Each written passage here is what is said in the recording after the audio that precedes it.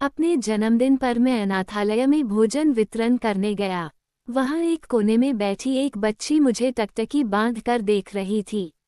मैं उसके पास गया और प्यार से उसके सिर पर हाथ रखा, तो उसने धीरे से मेरी कमीज की आस्तीन ऊपर कर दी और मेरे हाथ पर मौजूद जन्मजात निशान देखकर कुछ ऐसा कहा कि मेरे रोंगटे खड़े हो गए। मेरा नाम नवनीत है और मैं शहर के सबसे समृद्ध और प्रतिष्ठित व्यापारी अरविंद कमल का इकलौता बेटा हूँ। मेरी जिंदगी बाहर से किसी सपने से कम नहीं लगती। धन, प्रसिद्धि और सम्मान, ये तीनों मुझे विरासत में मिले हैं। लोग मेरे पिता की मिसालें देते हैं कि अरविंद साहब न सिर्फ एक सफल व्यवसायी हैं, बल्कि ईश्वर भक्त और सहृदय इंसान भी हैं, जो शहर के आधे अनाथालयों और अस्पतालों का खर्च अपनी जेब से उठाते हैं। मैं बचपन से अपने पिता को अपना आदर्श मानता आया हूँ। उनके व्यक्तित्व की गरिमा और उनका अनुशासन हमेशा मुझे प्रभावित करता रहा है। हालांकि वे मेरे साथ ज्यादा घुल मिलकर बात नहीं करते थे और हमारे बीच हमेशा एक सम्मानजनक दूरी रही, फिर भी मैं जानता हूं कि वे मुझसे प्रेम करते हैं। मेरी मां का देहांत तब हो गया था जब मैं बहुत छोटा था, इसलिए मैंने पिता को ही मां और पिता दोनों रूपों में देखा है। उन्होंने दूसरी शादी नहीं की और अपना पूरा जीवन मेरी परवरिश और अपने कारोबार के लिए समर्पित कर दिया। आज मेरी 25वीं सालगिरह थी और परिस्थिति के अनुसार घर में एक बड़ी पार्टी का आयोजन किया गया था, जिसमें शहर के बड़े वर्ग को आमंत्रित किया जाना था। लेकिन मेरा मन इन बनावटी महफिलों से ऊब चुका था। हर साल वही झूठी मुस्कानें और स्वार्थी लोगों के उपहार स्वीकार करना मुझे बोझ लगता था। इसलिए इस बार मैंने तय किया कि मैं अपनी सालगिरह की शुरुआत किसी नेक काम से करूंगा। मैंने सोचा कि क्यों न शहर के इस प्राचीन अनाथालय कृपा छाया जाकर वहां के बच्चों के साथ समय बिताऊं और उन्हें भोजन कराऊं, जिसके ट्रस्टी स्वयं मेरे पिता हैं। मैंने सुबह सुबह अपने कर्मचारियों से कहकर बेहतरीन भोजन के डिब्बे और उपहार पैक करवाए और पिता को बताए बिना घर से निकल गया, क्योंकि उस समय वे किसी महत्वपूर्ण बैठक में व्यस्त थे और मैं उनके काम में बाधा नहीं डालना चाहता था। गाड़ी चलाते हुए मेरा मूड बहुत खुशगवार था। मौसम भी अब सुहावना था और ठंडी हवाएं चल रही थीं जो मेरे इरादे को और मजबूती दे रही थीं। अनाथालय शहर के मोहल्लों के बाहर एक पुरानी लेकिन विशाल इमारत में स्थित था। जब मैं वहां पहुंचा तो गेट पर मौजूद चौकीदार ने मेरी गाड़ी पहचान ली और तुरंत गेट खोल दिया, क्योंकि वह मेरे पिता की गाड़ी थी। मैं अंदर दाखिल हुआ तो वहां का माहौल अजीब सा उदास था। हालांकि इमारत बहुत बड़ी थी, लेकिन दीवारों का प्लास्टर उखड़ा हुआ था और जगह जगह सीलन लगी थी। आंगन में कुछ बच्चे खेल रहे थे, जिनके कपड़े मैले तो नहीं थे मगर बहुत पुराने लग रहे थे। मुझे देखकर अनाथालय की इंचार्ज शिरोजा कुमारी अपनी कुर्सी से उठकर बाहर आईं। वे एक सख्त और रूखे स्वभाव की औरत लग रही थी, लेकिन मुझे देखते ही उनके चेहरे पर एक बनावटी मुस्कान आ गई। अरे नवनीत बेटे, आप यहाँ? अरविंद साहब तो नहीं आए? उन्होंने इधर उधर देखते हुए कुछ घबराहट के साथ पूछा। उनका ये सवाल मुझे अजीब लगा, जैसे वे मेरे पिता के आने से डर रही हों और शायद यह उम्मीद कर रही थीं कि पिताजी भी साथ होंगे। मैंने मुस्कुराकर जवाब दिया, नहीं, मैं आज अकेला आया हूँ। आज मेरा जन्मदिन है और मैं बच्चों के साथ खाना खाना चाहता हूँ। ये सुनकर उनके चेहरे पर सुकून आ गया और उन्होंने तुरंत बच्चों को हॉल में इकट्ठा होने का आदेश दिया। हॉल में पुराने टाट बिछे हुए थे और दीवारों पर कुछ चार्ट टंगे थे। बच्चे कतार बनाकर बैठ गए। उनकी आंखों में खाने की भूख और उपहारों का लालच साफ दिखाई दे रहा था। यह मंजर देखकर मेरा दिल भर आया कि हम लोग कितना खाना बर्बाद करते हैं और ये मासूम बच्चे एक वक्त की बिरयानी के लिए कितने बेचैन हैं। मैंने अपने हाथों से खाने के डिब्बे बांटना शुरू किए। हर बच्चा डिब्बा लेकर शुक्रिया अंकल कहता और खाने में लग जाता। शिरोजा कुमारी मेरे साथ साथ थी और लगातार मेरी और मेरे पिता की तारीफें कर रही थी। अरविंद साहब फरिश्ते जैसे इंसान हैं। उन्होंने इस अनाथालय को सहारा दे रखा है, वरना ये कब का बंद हो चुका होता। उनकी इतनी चापलूसी मुझे खल रही थी, इसलिए मैंने उनसे कहा कि आप दफ्तर में बैठिए, मैं बच्चों के पास खुद जाऊंगा। वो हिचकिचाते हुए चली गईं। मैं बच्चों के बीच घुल मिल गया, उनसे बातें की और उनके नाम पूछे। मुझे आध्यात्मिक सुकून महसूस हो रहा था, लेकिन इसी दौरान मेरी दृष्टि हॉल के आखिरी कोने पर पड़ी, जहां एक स्तंभ के पीछे एक बच्ची चुपचाप बैठी थी। वह बाकी बच्चों से अलग थलग थी और उसने खाने का डब्बा भी नहीं लिया था। उसकी उम्र शायद 7 या 8 साल होगी। उसके बाल बिखरे हुए थे और उसने एक पुरानी सी फ्रॉक पहन रखी थी जिसका रंग उड़ चुका था। लेकिन जो चीज़ मुझे अपनी ओर खींच रही थी, वो उसकी आंखें थीं, बड़ी बड़ी काली आंखें जिनमें बचपना नहीं, बल्कि सदियों का सूनापन और एक अजीब सा गुस्सा था। वो मुझे टकटकी बांध कर देख रही थी, बिना पलक झपकाए। उसकी नज़रों में सवाल भी था और नफरत भी। मैंने बाकी बच्चों को छोड़ा और धीरे धीरे उसकी ओर बढ़ा। मुझे अपनी ओर आते देखकर वह न डरी और न ही उसने नजरें झुकाईं, बल्कि उसकी घूरने की तीव्रता और बढ़ गई। मैं उसके पास जाकर घुटनों के बल बैठ गया और बहुत मुलायम स्वर में पूछा, बेटा, आपने खाना क्यों नहीं लिया? आपको भूख नहीं लगी? वह चुप रही, बस मेरे चेहरे को पढ़ने की कोशिश करती रही। मैंने देखा कि उसके हाथ में एक टूटी हुई गुड़िया थी जिसे उसने छाती से लगा रखा था। मैंने जेब से एक चॉकलेट निकाली और उसकी ओर बढ़ाते हुए कहा, ये लो, ये बहुत स्वादिष्ट है। उसने मेरे हाथ की ओर देखा, फिर मेरी आंखों में झांका और पहली बार उसके होंठ हिले, मुझे तुम्हारी भीख नहीं चाहिए। उसकी आवाज बहुत धीमी थी, लेकिन उसमें जो तीखापन था उसने मुझे चौंका दिया। एक 7 साल की बच्ची का ऐसा लहजा सुनकर मैंने आश्चर्य से पूछा, ये भीख नहीं है बेटा, ये तो तोहफा है। आज मेरा जन्मदिन है। उसने व्यंग्यात्मक अंदाज में मुंह मोड़ा, जन्मदिन? अमीर लोग अपनी खुशियां मनाने के लिए हम गरीबों का तमाशा बनाने आते हैं। ये वाक्य निश्चय ही उसके नहीं थे, उसने कहीं से सुने होंगे या किसी ने उसे सिखाए होंगे। मैंने धैर्य से काम लिया और उसके सिर पर प्यार से हाथ रखने के लिए अपना दायां हाथ आगे बढ़ाया।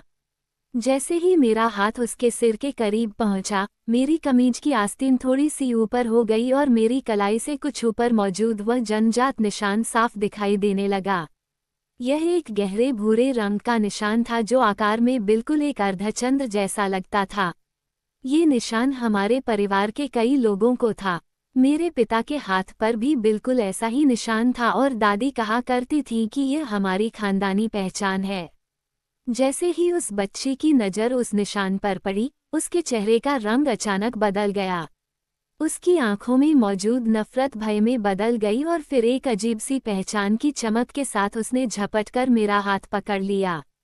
उसके हाथ बर्फ की तरह ठंडे थे।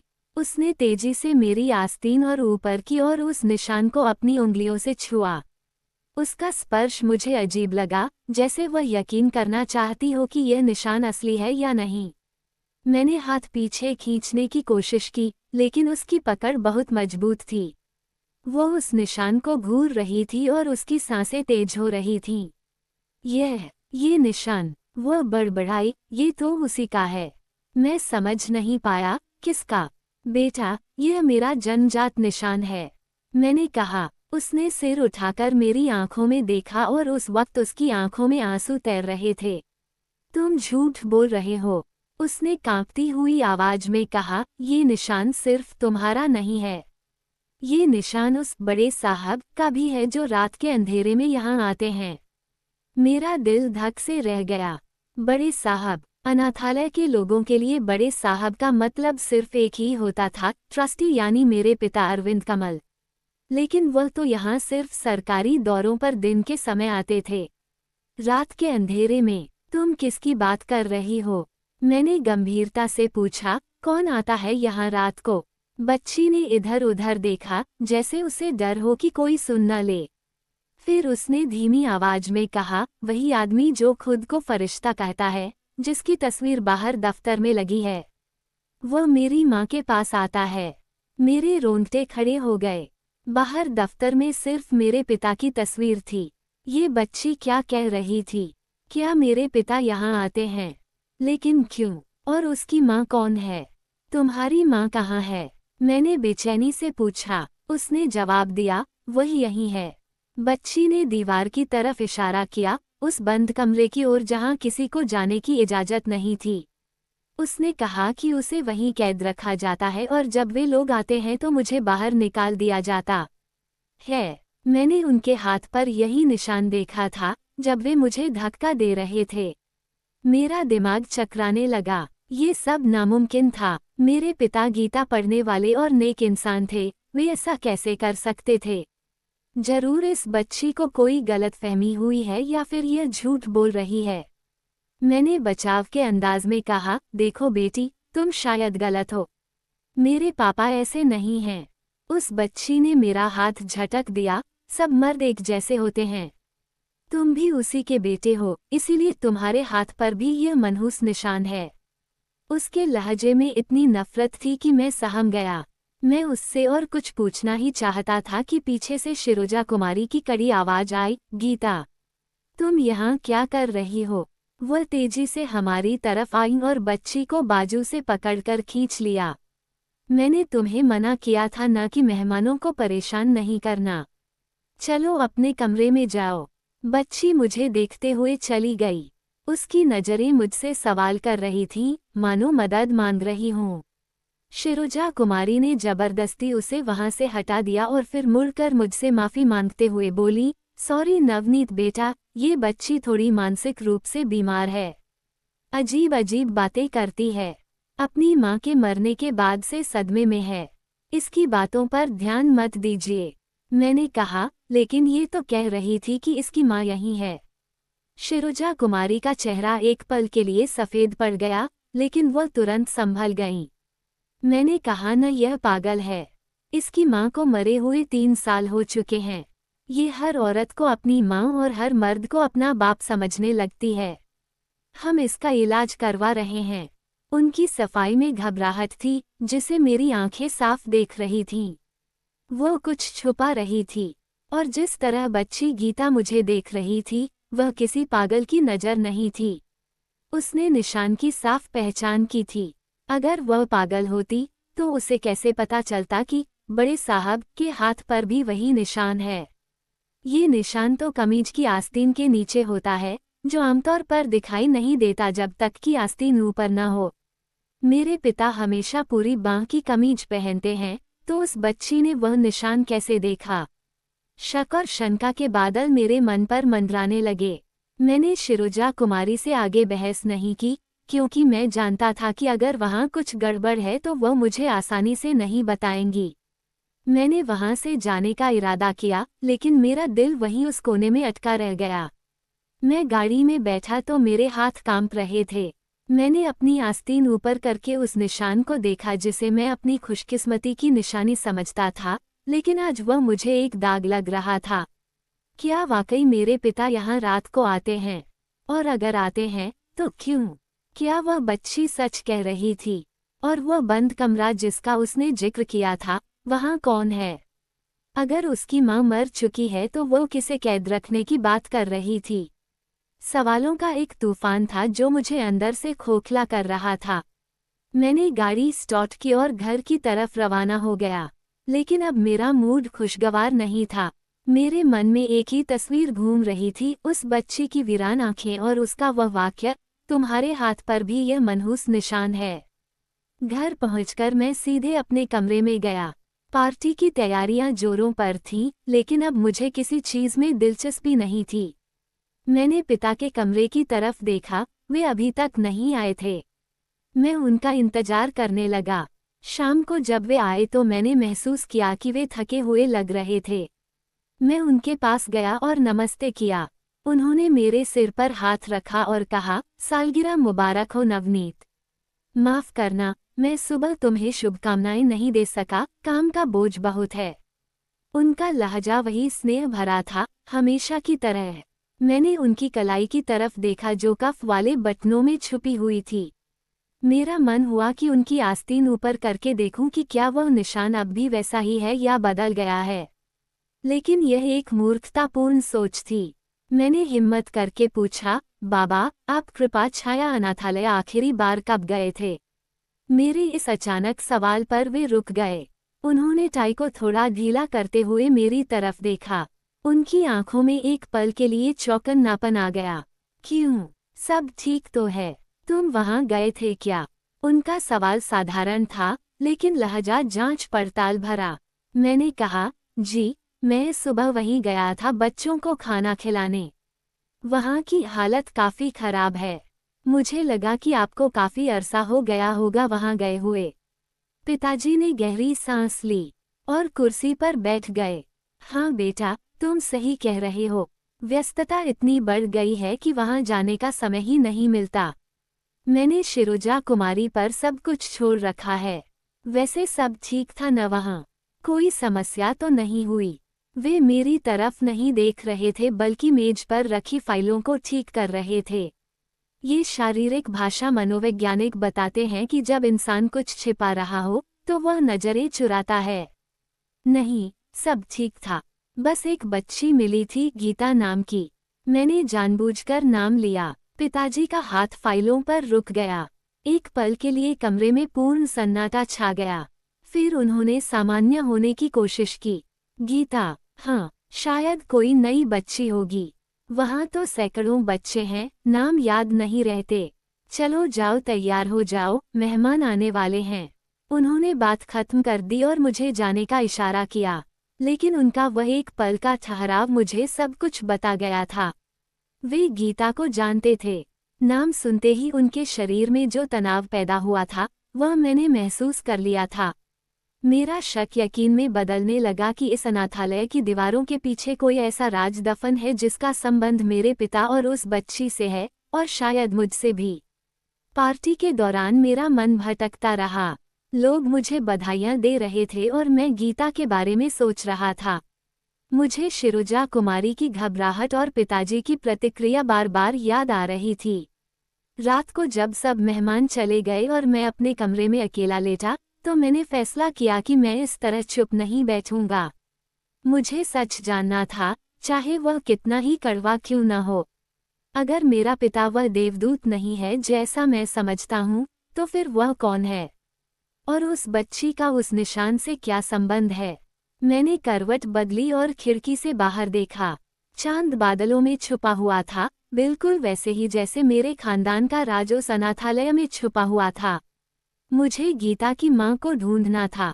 अगर वह जिंदा है तो वह उस बंद कमरे में होगी, और अगर वह मर चुकी है तो फिर गीता किससे मिलती है? मैंने अगले दिन दोबारा वहां जाने का इरादा बनाया, लेकिन इस बार दिन के उजाले में नहीं बल्कि रात के अंधेरे में, ताकि मैं देख सकूं कि क्या वाकई बड़े साहब वहां आते हैं। यह एक खतरनाक कदम था, लेकिन सच्चाई की तलाश मुझे वहां खींच रही थी। मुझे नहीं मालूम था कि मैं किस दलदल में कदम रखने जा रहा हूं और मेरे हाथ पर मौजूद ये निशान मुझे किस अंजाम तक ले जाएगा।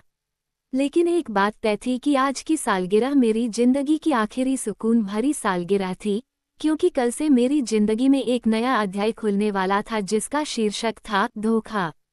रात के 2 बज रहे थे और मेरा आलीशान बेडरूम मुझे किसी कैदखाने की तरह लग रहा था। मेरी आंखों से नींद कोसों दूर थी। मैंने फैसला किया कि मैं अभी इसी वक्त वहां जाऊंगा। मैं धीरे धीरे बिस्तर से उठा और कमरे से बाहर निकल आया। पूरा घर सन्नाटे में डूबा हुआ था। मैं दबे पांव सीढ़ियां उतरा और गराज की तरफ बढ़ा। मैंने अपनी गाड़ी की बजाय ड्राइवर की पुरानी मोटरसाइकिल की चाबी उठाई, जिसे मैं खामोशी से गेट के बाहर तक धकेल कर ले जा सकता था। लगभग आधे घंटे बाद मैं अनाथालय की उस पुरानी इमारत के सामने था। मैंने मोटरसाइकिल को एक गली में छुपाया और पैदल दीवार के साथ साथ चलने लगा। मुख्य गेट पर चौकीदार मौजूद था, इसलिए वहां से जाना जोखिम भरा था। मुझे याद आया कि इमारत के पिछले हिस्से में दीवार का कुछ हिस्सा टूटा हुआ था। मैं उस तरफ बढ़ा और सावधानी से अंदर प्रवेश कर गया। अंततः मैं एक ऐसे कमरे के करीब पहुंचा जिसकी खिड़की से बहुत हल्की सी रोशनी बाहर आ रही थी। मैंने हिम्मत करके धीरे धीरे सिर उठाया और खिड़की के रास्ते अंदर झांका। अंदर का दृश्य देखकर मेरे शरीर में सिहरन दौड़ गई। कमरे में एक पुराने से बिस्तर पर वही बच्ची गीता बैठी थी। वह सो नहीं रही थी बल्कि घुटनों में सिर दिए शायद रो रही थी। और उससे थोड़ी दूरी पर दूसरे बिस्तर पर एक औरत लेटी हुई थी जिसका चेहरा दूसरी ओर था। मैंने खिड़की के शीशे पर बहुत धीरे से खटखटाया। गीता चौंक कर सीधी हो गई। जब उसने मुझे पहचाना तो उसके चेहरे पर आश्चर्य के भाव उभर आए। उसने जल्दी से खिड़की की कुंडी खोली। उसने धीमी आवाज में कहा, तुम यहाँ क्या कर रही हो? मैंने अपनी उंगली होठों पर रखकर उसे चुप रहने का इशारा किया और धीमे से बोला, मुझे तुमसे बात करनी है गीता, मुझे सच जानना है। क्या मैं अंदर आ सकता हूँ? उसने सोई हुई औरत की ओर देखा और फिर असमंजस में सिर हिला दिया।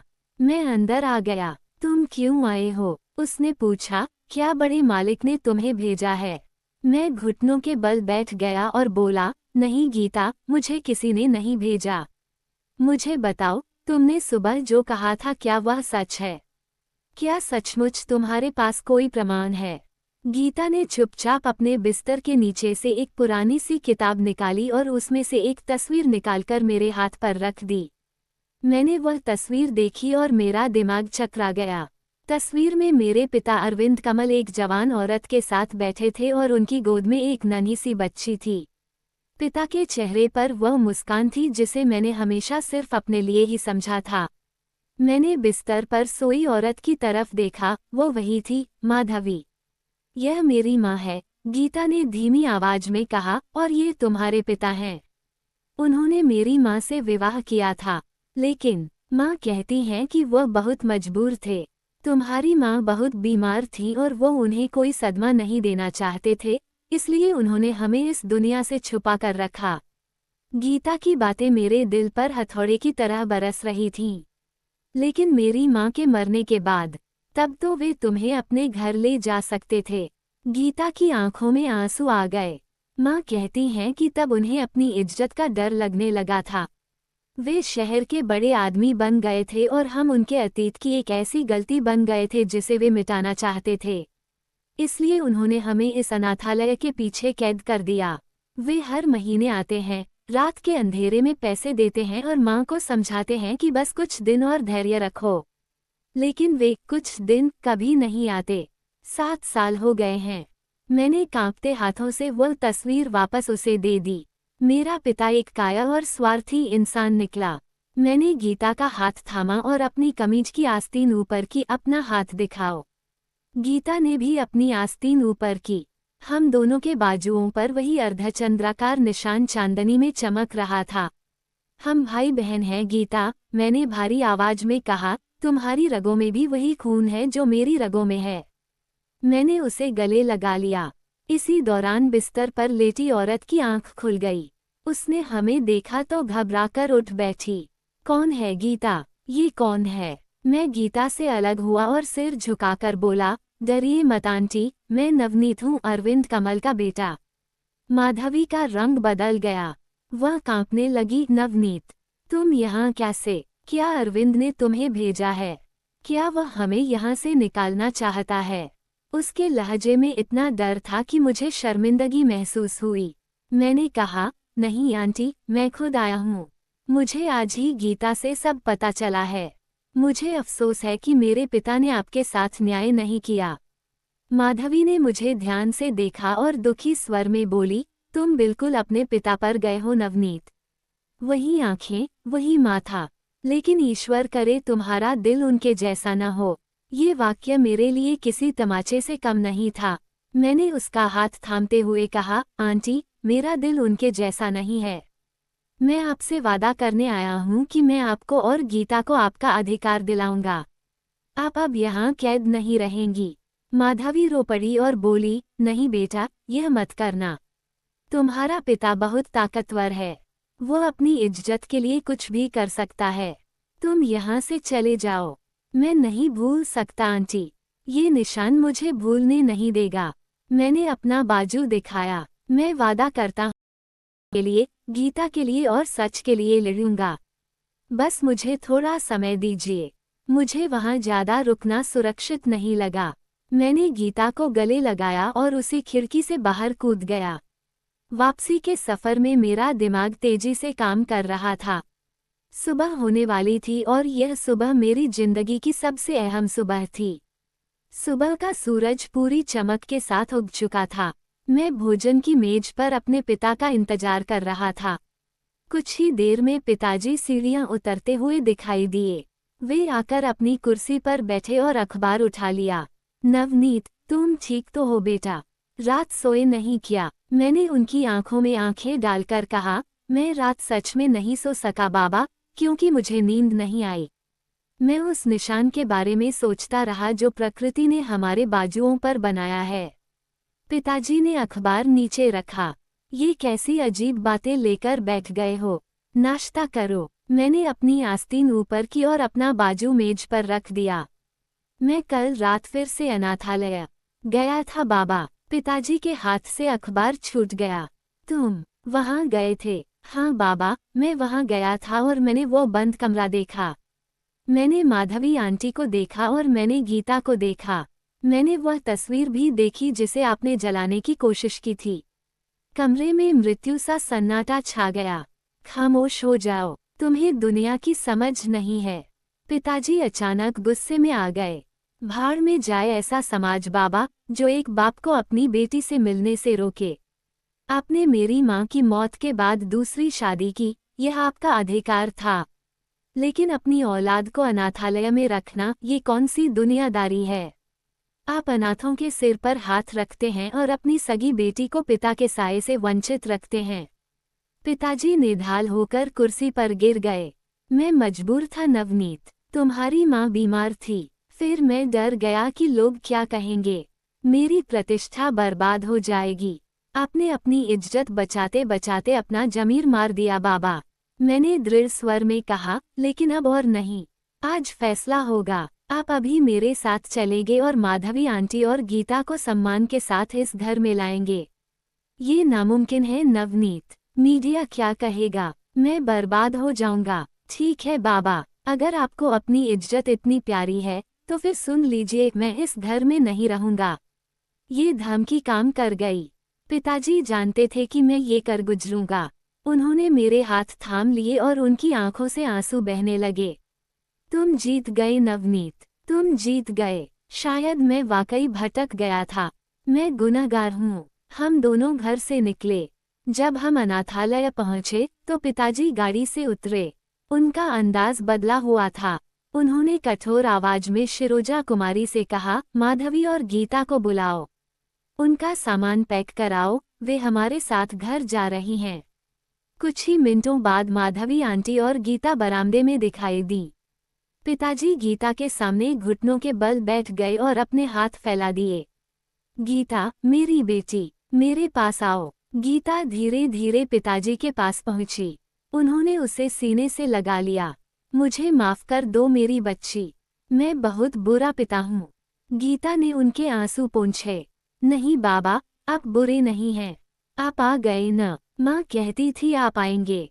पिताजी ने माधवी आंटी के सामने भी हाथ जोड़े। माधवी, मैं शर्मिंदा हूँ। क्या तुम मुझे माफ कर सकोगी?